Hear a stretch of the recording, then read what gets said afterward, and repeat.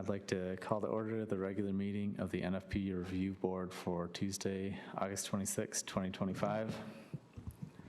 Nolan, will you please call the roll? Hollander? Here. Mergia? Here. Stemple? Here. Martin? Here. Bassett? Here. And board members Fredrickson and Rowe let me know that they wouldn't be able to be here. All right. Can I get a motion to excuse absent members? So moved. Support. All right. All in favor, say aye. Aye. Any opposed? No. Motion passes. Adoption of the agenda. Can I get a motion to approve the agenda as presented? So moved. Support.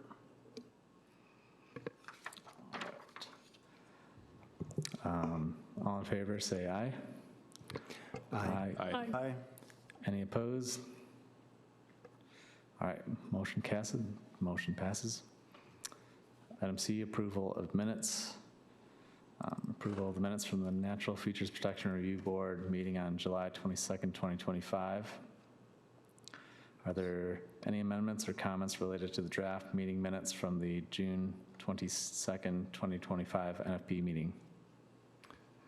Yeah, I'm not listed as absent on that one. Okay, we'll get that updated. Probably. Don't think I was there. Yeah, I don't think I was specifically listed as absent either. We'll get those updated.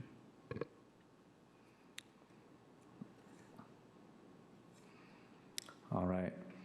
Can I get a motion to approve the minutes from June 22nd, 2025 NFP meeting with the corrections of Director Bassett and Director Martin being absent?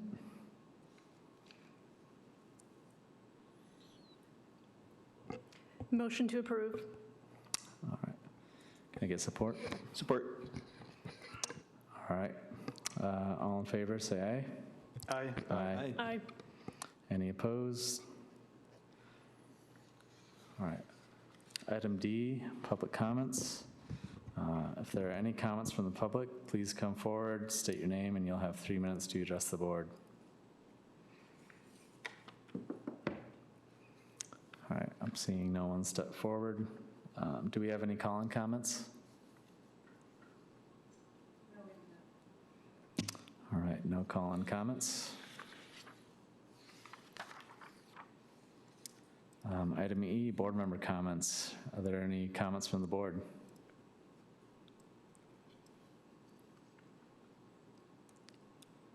All right, I'm hearing none.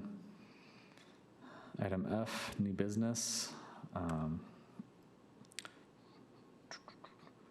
2600 Mount Olivet Road, Pump Station 14 reconstruction. There's an opportunity to provide public comments specific to this agenda item. Are there any in-person public comments? Not seeing any. Are there any phone call-in comments? All right, no phone call-in comments. Nolan, can you provide background on this new business item? Sure. So this project is located at 2600 Mount Olivet Road. That is Spring Valley Park. So it's a city-owned parcel. The work is intended to basically be a part of that Pump Station 5 consolidation project. Pump Station 14 is the one that we're focusing on today, but you saw Pump Station 5 back at, I think, the May meeting.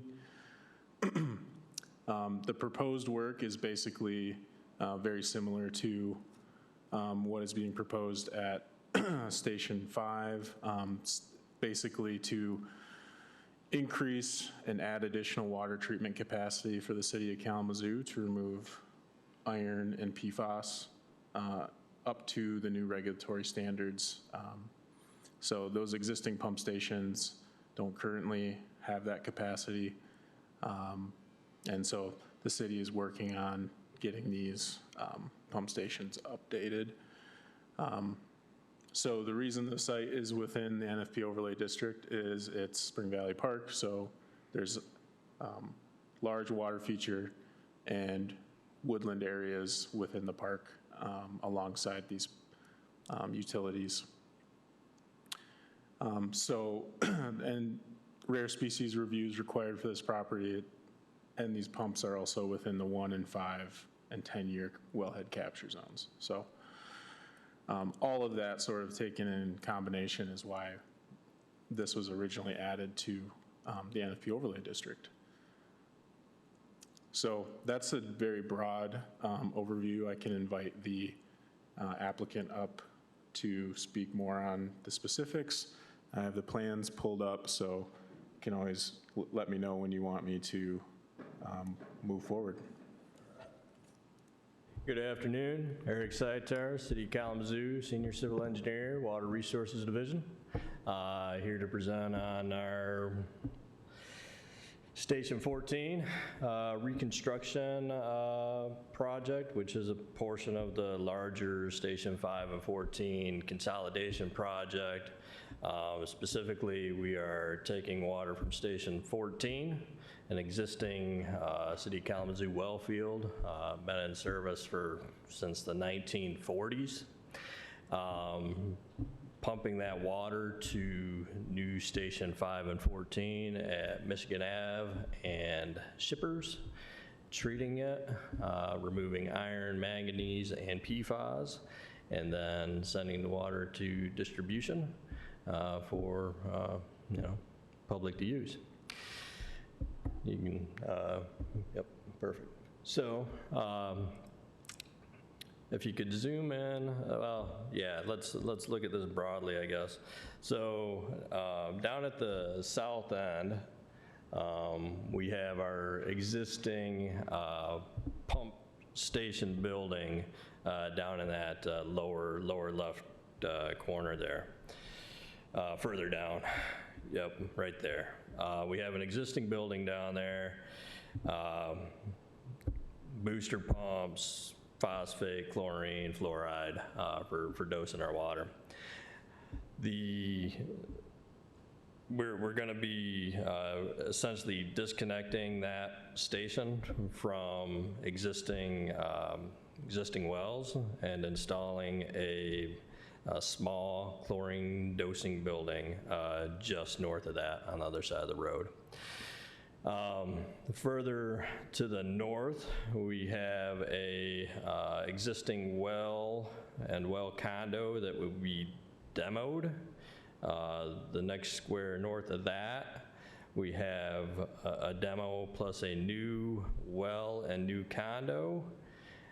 We're running water main generally up this road, water main and a duct bank. The duct bank will contain electrical and communication wires for the stations to communicate with the wells, turn them on, turn them off, let us know if there's any issues. The next square to the north is another demo and well with a condo, and likewise up there to the north, northernmost point, same situation there. And then over to the east, we have just a new condo going on, and well. We also, this drawing's not showing, we have an existing well directly north that are kind of in between these two northernmost squares, and that well and condo will be demoed as well. Down in the lower right on this sheet, we are showing our Eagle Act 399, Michigan Safe Drinking Water Act.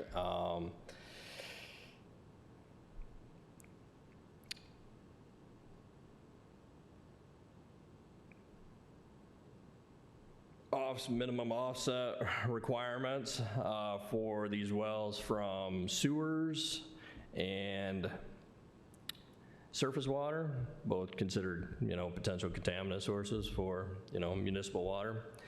The existing wells out there are sitting very close to the lake. And one thing, typically when we go to replace these wells, we will step about 10 feet away from an existing well, drill a new well, and get that well permitted. In this instance, because of how close they were to the lake, Eagle asked us to move those new proposed wells as far from the lake as we possibly could, while still maintaining separation distances from sanitary sewer, storm sewer, and also staying as far onto our property as we can. So these blue dots represent where new wells were installed, and those were the requirements we had to meet, and that was all with Eagle's approval. So we've installed 5 new wells at this station. Those wells still need to be permitted, and we're going through that process currently. So that's how the well locations were determined. We did the best we could with what we kind of had to work with.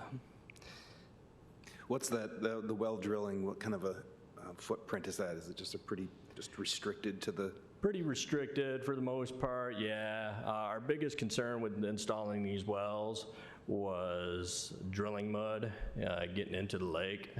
And we prevented that by, going overboard on SESC controls. This work happened between February and April, May of this year. And we installed double silt fence, erosion control logs, put the cuttings and drilling mud directly into a roll-off, and then had a vac truck staged on site for all this work. And the footprint, all in all, was probably less than 20 by 20 for each well. And yeah, they did a really good job getting stuff cleaned up afterwards. So you can move on to the next drawing. This is just, some details of where these condos are going. Not really a lot to talk about there. The wells are installed. Each of these wells is gonna get what we call a condo, a housing structure built up on top of it. They're prefab concrete structures, roughly 12 by 19. The well lives inside of that. Currently, the setup is the wells are outside of these structures, which causes operational issues during the winter time. This is just, another, just showing where our proposed mains are gonna be well to well. This zooms in a little more on what we got going on at the existing station. You can see where the existing building is down there. We're going to keep that building, but there's not going to be any water running through it anymore. We're going to use it essentially to store chlorine cylinders and put that chlorine into an aqueous state. Then we will be piping that chlorine over to the structure on the north side of the road. I think it's roughly 10 by 12 prefab concrete structure, and we'll be dosing water with chlorine to pre-oxidize iron and manganese as it takes the trip to new station 5 and 14. That pre-oxidation helps to filter those things out once they get to that station. Also, just south of the new building, we're going to have a generator underneath the canopy, new transformer pad, and a shallow retaining wall to help hold back some soil.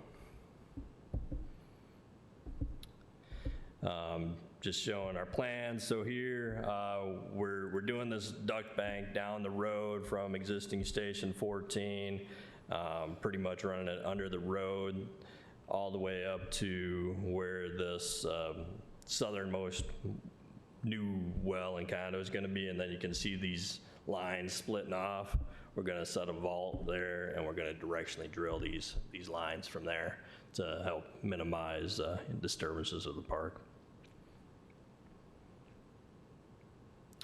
This is just shows where what our existing condos and wells look like. Just a general demo plan. We got 5 wells, 5 condos in total that are going to go away.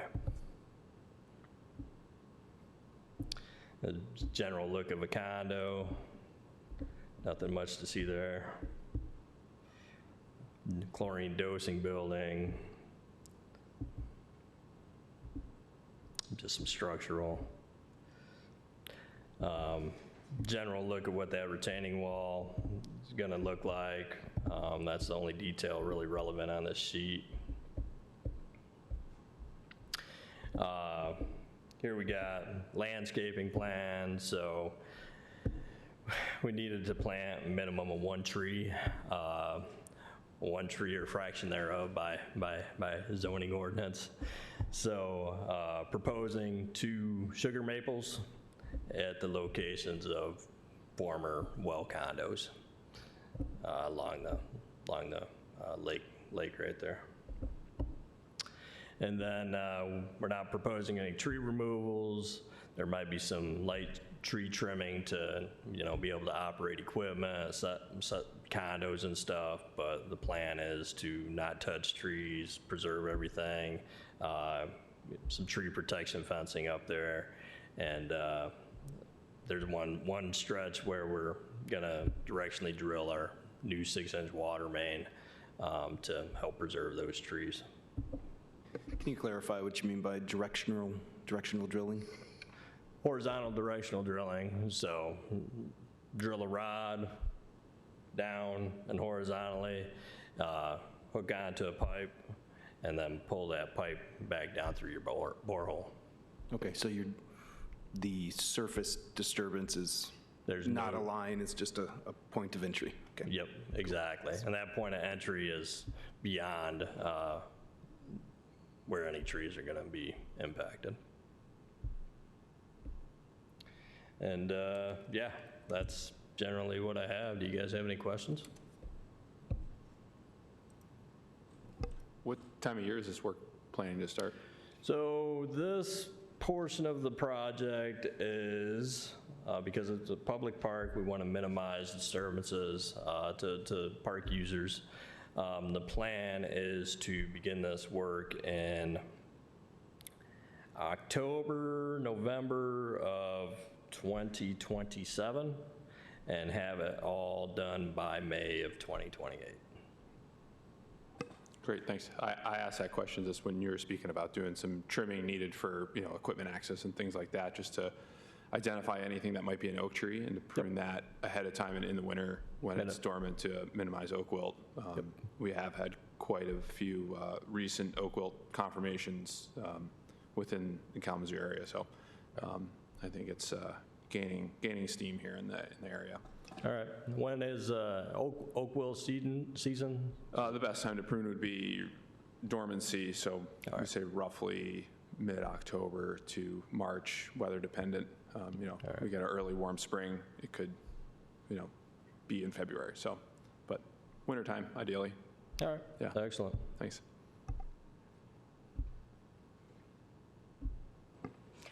All of the wells to be demoed, are those all wells that have been there since the 1940s-ish? Yes. They are all original wells. Will those be abandoned or converted to monitoring wells? Those are all going to be properly abandoned. Okay. Filled with grout, cut off below grade, restored grass and topsoil. Okay, that's what I would recommend. Thank you. Yep. Welcome.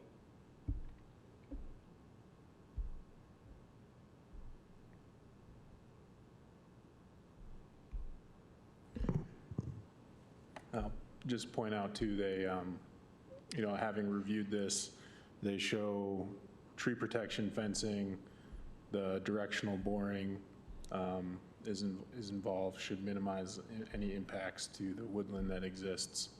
The 2 sugar maples are good species to have as a replacement tree. or additional landscaping tree. And I think it was mentioned too, is the, soil erosion, soil control measures that will be needed for this site. They also showed the water resource setback of 25 feet on the plans.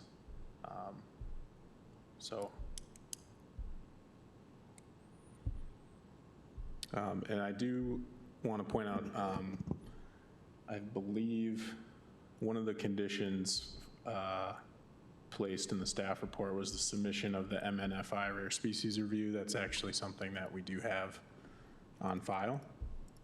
I don't know, Eric, did you want to speak to some of the findings there, or just generally what MSU Extension provided?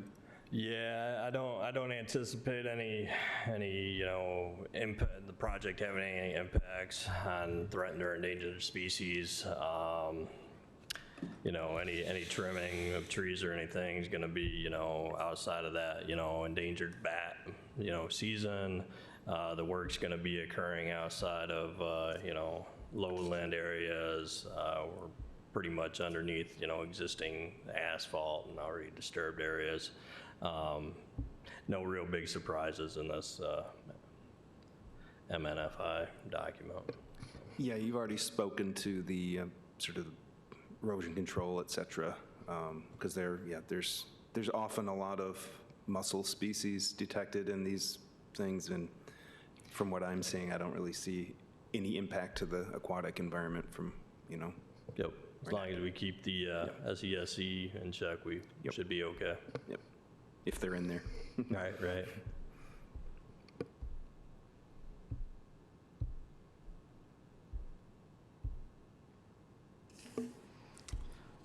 All right, is there any more discussion or questions from board members? All right, I'm hearing none.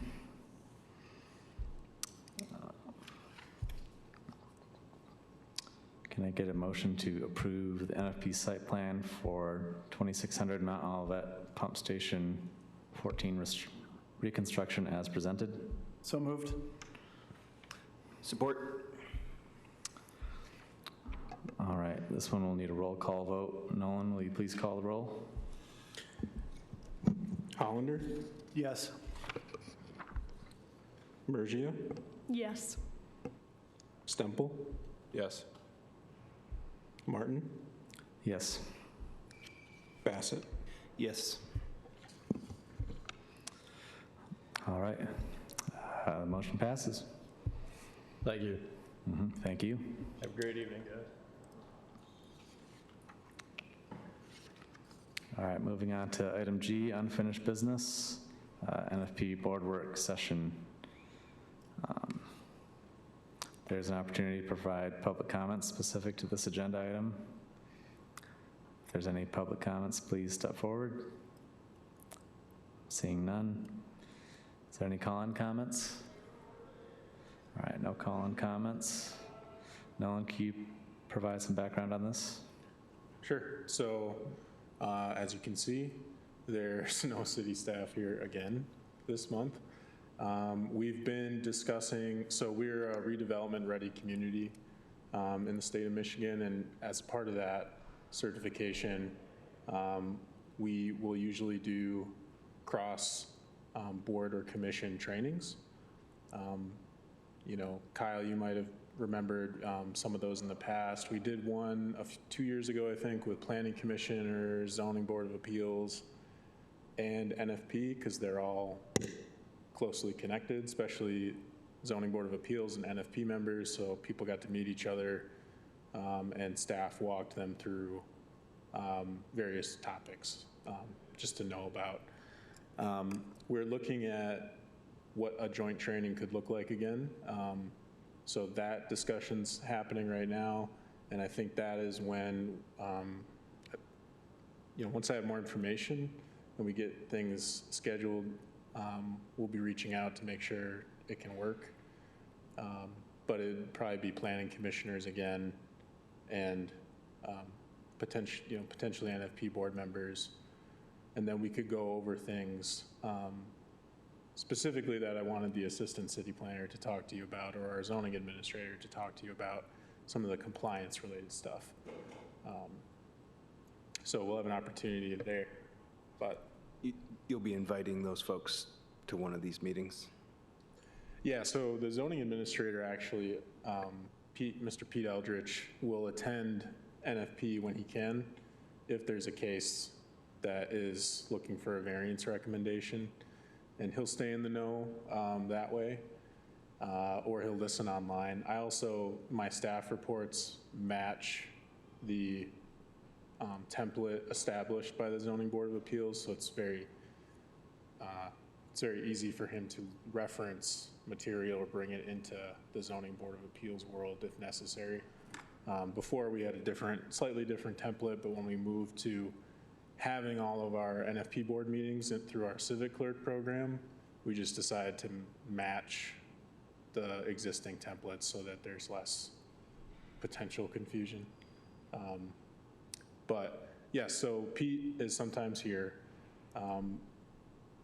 Mr. Bobby Durkee, who's our assistant city planner, former zoning administrator, and former staff who handled like a lot of site plan review and the site plan review board.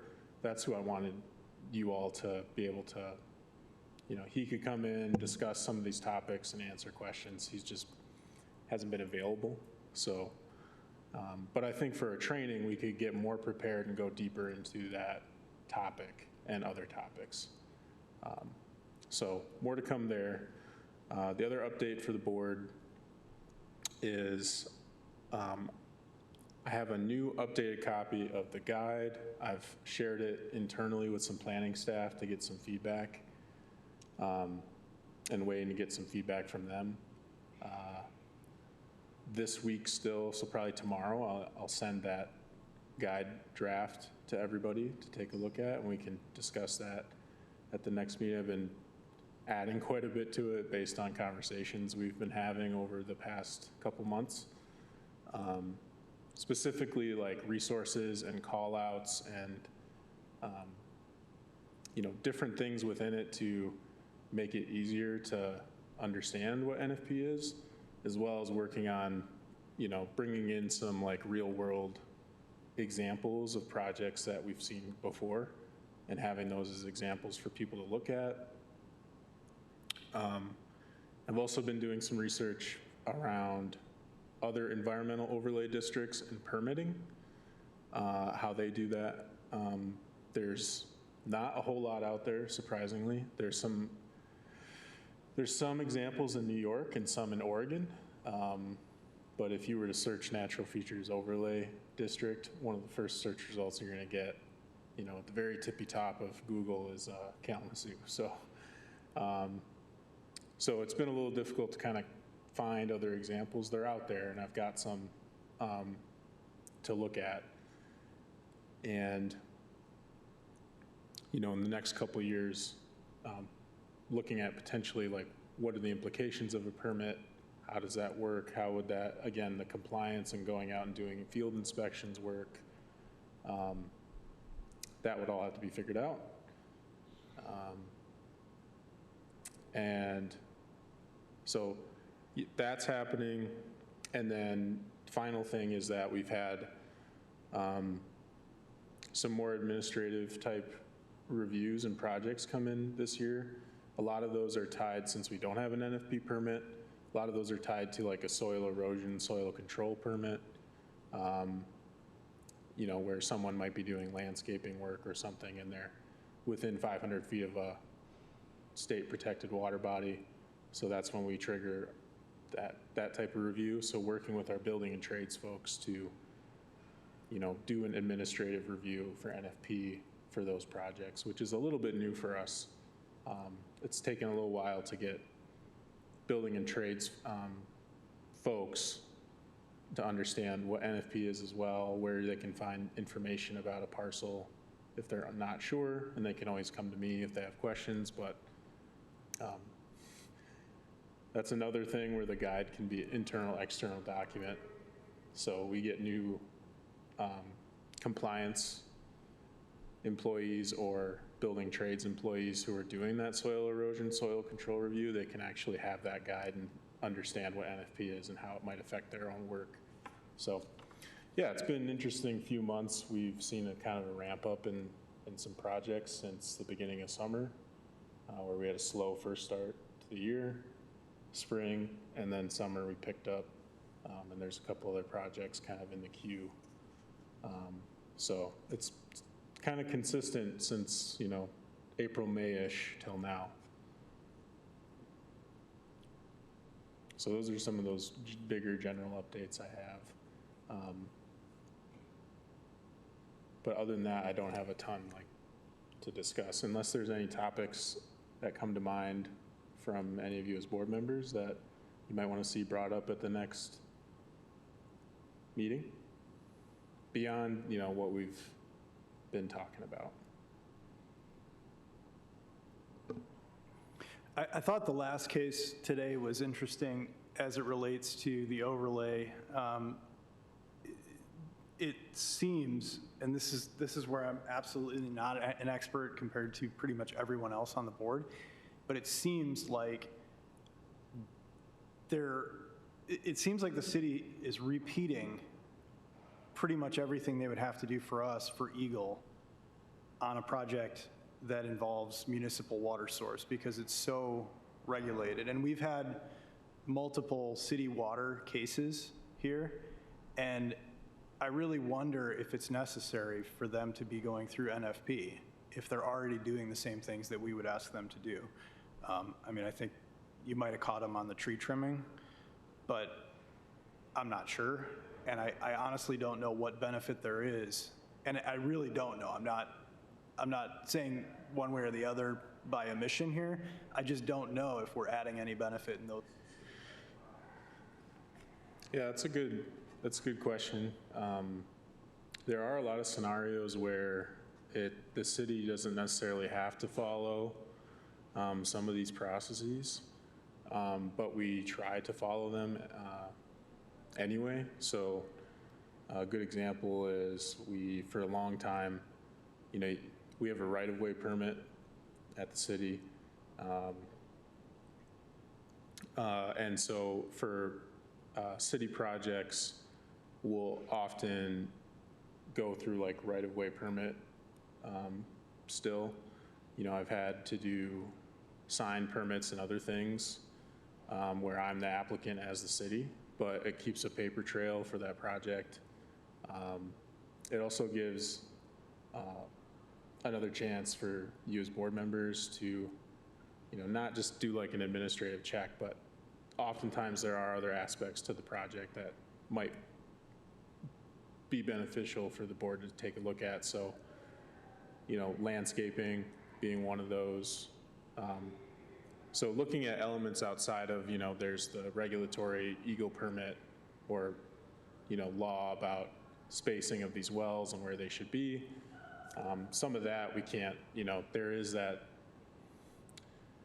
tension between what can the NFP board do when it's a higher regulatory body,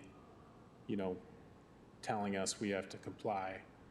Not much that we can do, but we still follow these processes. Even when we, for the country club project, and there was some work around Angling Road that needed to get, adjusted.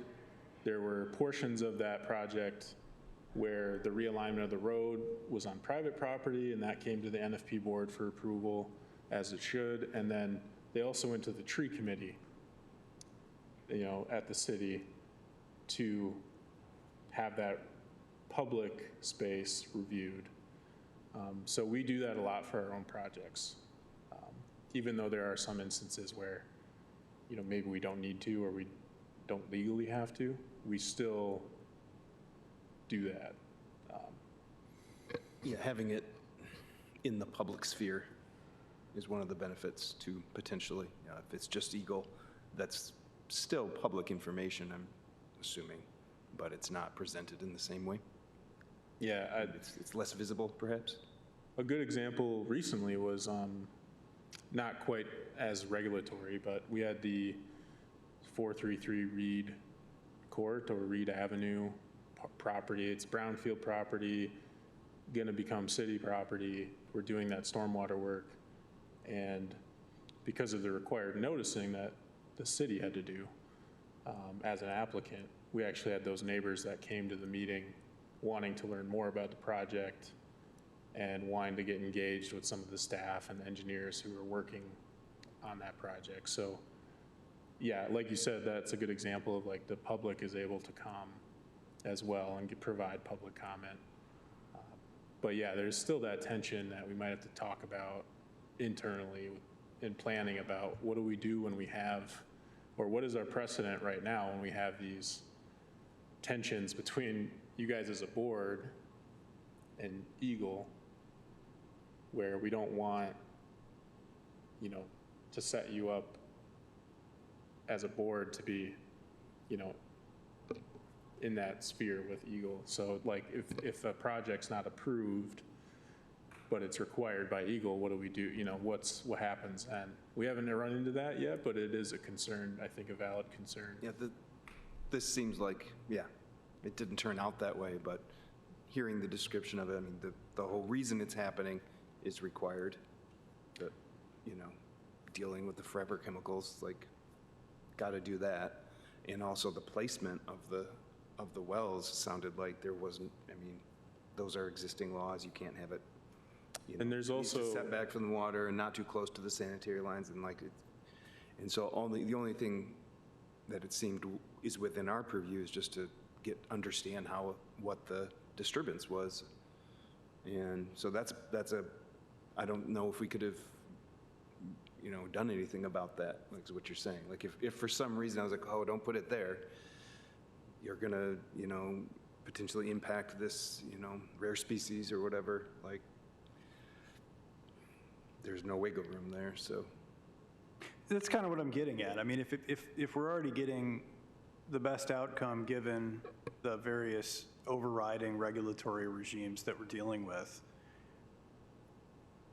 I hear the public engagement part of that, which I agree is important, but it's also important to make sure that Eric's not wasting his time giving presentations to additional boards over things that he's already being forced to do through other, you know, higher regulatory bodies. And I work with Eric sometimes, and I know how difficult it is to schedule a meeting with him. So I'm not, there's a trade-off there. And I'm just pointing it out because this is the second or third project like this that we've seen since I've been on the board. And I think it's worth thinking about.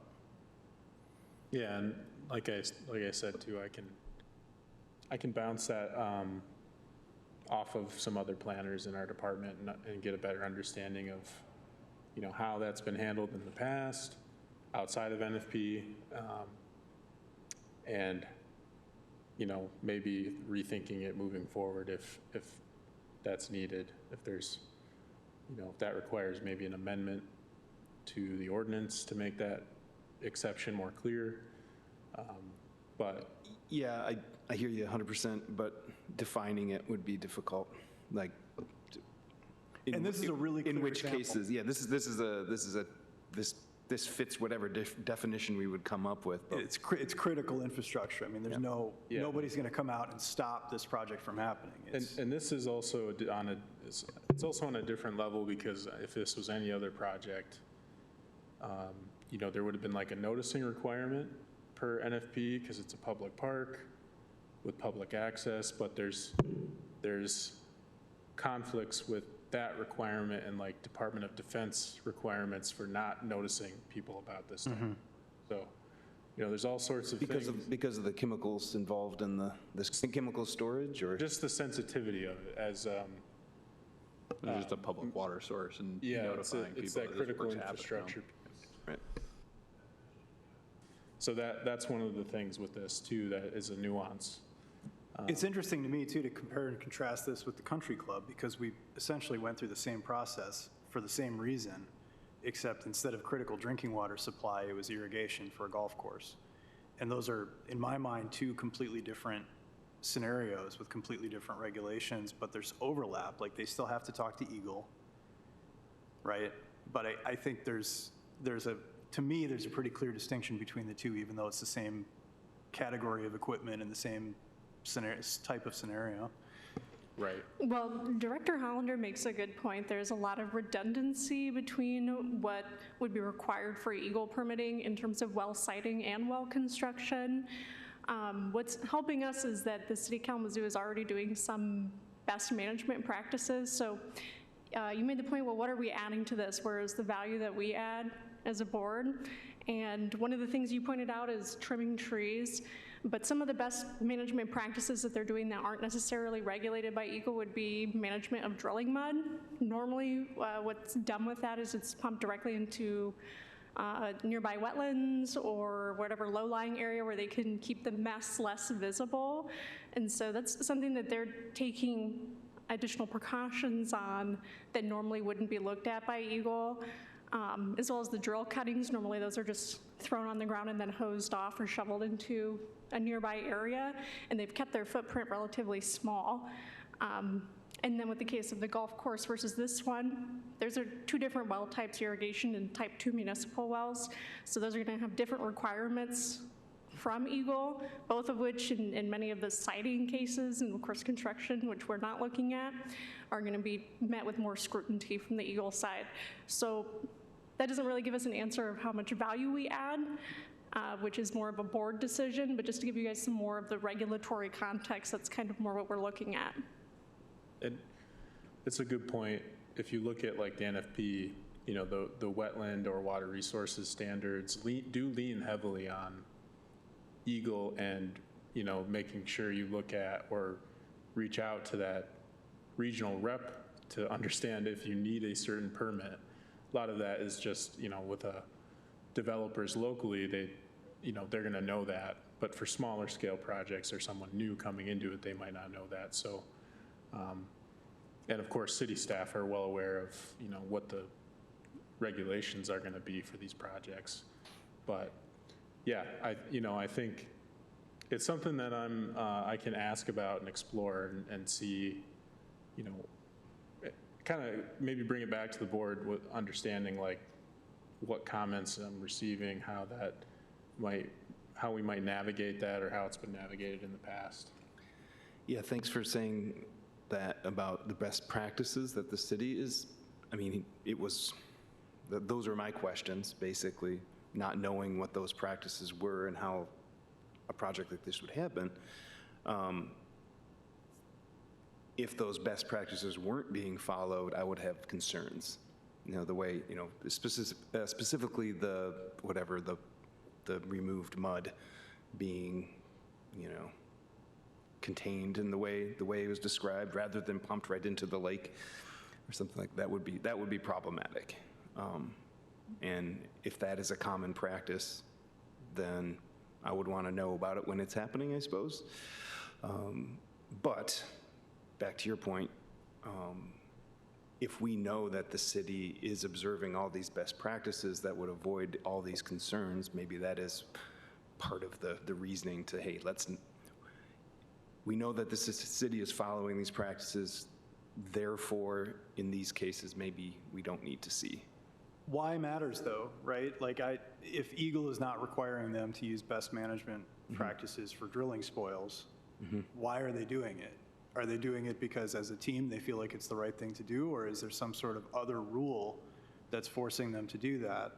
And I'm not saying one's better than the other, but if they're doing it because they feel like it's the right thing to do, then maybe we need to still be involved. Right. And we celebrate the fact that they're doing that, but if they're already required, then why are we duly requiring the same thing? That's the only question I'm raising here.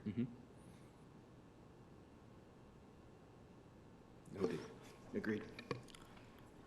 Yeah, I definitely see what you're saying. I think it is kind of, thinking about this from like a public standpoint too, it is kind of nice to know that like the city is kind of holding themselves to the same standards that we're often asking for people in the private sector. Kind of, it's not like it's only people doing commercial projects, et cetera, versus like the city's also kind of abiding the rules that they set for everybody else as well. But yeah, I think it's good stuff to think about more. All right, so that was it for staff reports and updates, Nolan? That's correct. Yep. Okay. Any more communications or announcements from board members? All right, hearing none, so let me find my gavel. Adjourned.